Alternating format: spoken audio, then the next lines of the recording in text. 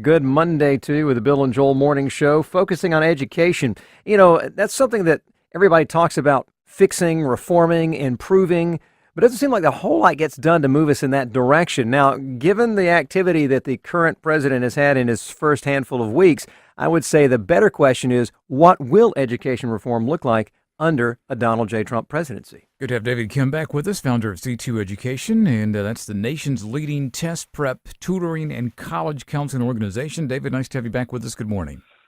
Yeah, good morning, Bill and Joel. Let's take it where Bill led into this. Where do you see education going in a Trump administration?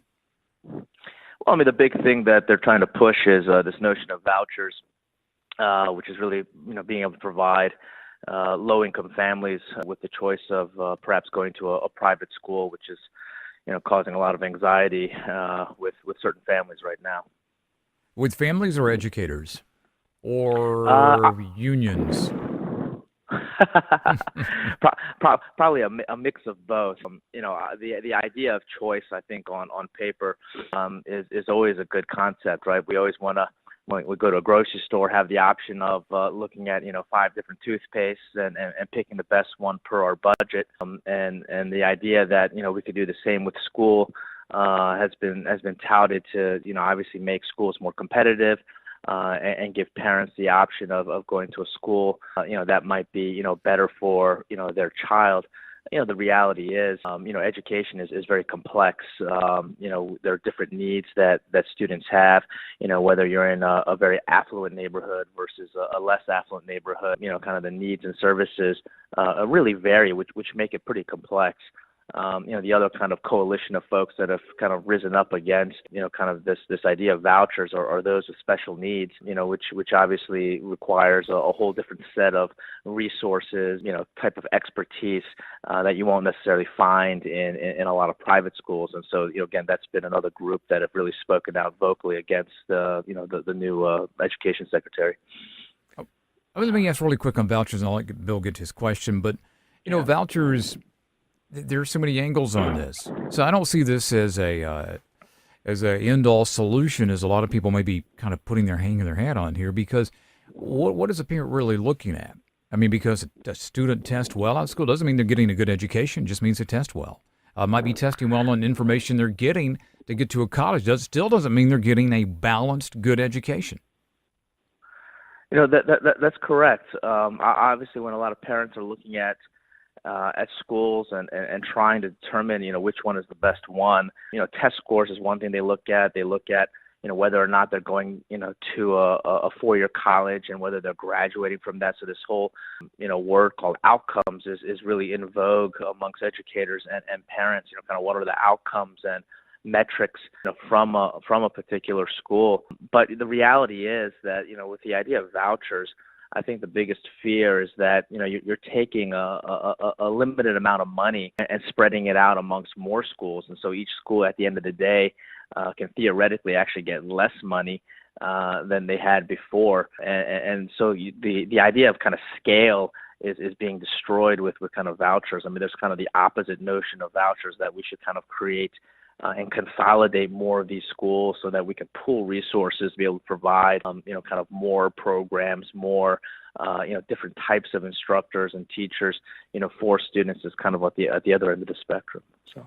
Our guest this morning is David Kim, founder of C2 Education. We're talking education reform and what might be as we move into a brand new presidential administration. Let's talk about that. A lot of folks have said that the Department of Education, maybe it's on a federal level, needs to go away or at least have some powers cut.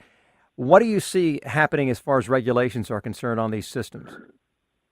Yes, I mean, the biggest thing that they do obviously is helping with schools for lower income families, so Title I, people who qualify for free school lunches. Students with disabilities is again an area where they have a huge impact and is an area of need that's probably pretty lacking, in the country as a whole. The other areas that they really focus on is student debt for higher education, and really controlling the purse strings on what's happening there, and then some of the things that happen in colleges and universities as it relates to kind of discrimination, in terms of Title IX and gender equality, are the big things that they directly impact.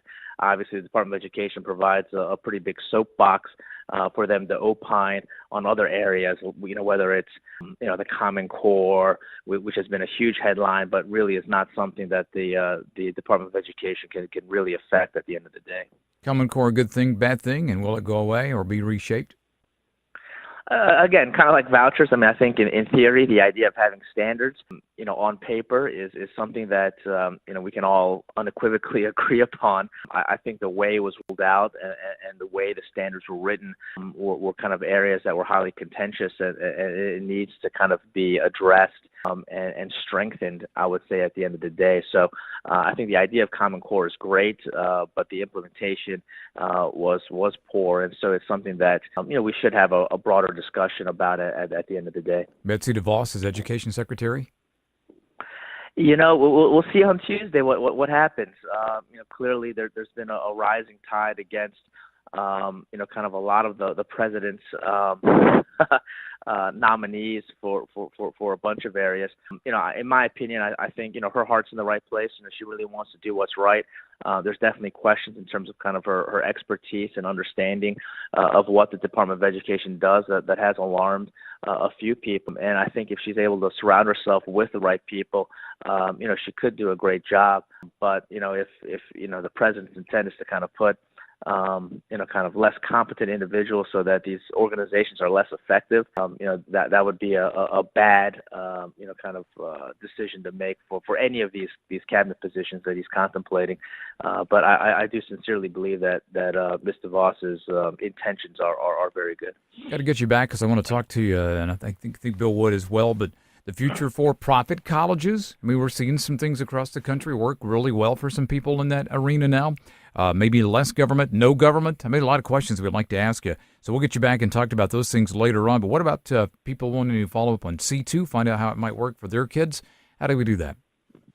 Yeah, definitely visit our website. It's www.c2educate.com, and that's the letter C, number 2, EDUCATE. Again, we have a great blog. We have a lot of great advice, whether it's on college planning, financial aid, and everything else that relates to kind of your children at the end of the day. David, always good to have you aboard. Thanks for your time this morning. We wish you the best, and we'll talk to you again soon. Thank you, guys. Have a great day.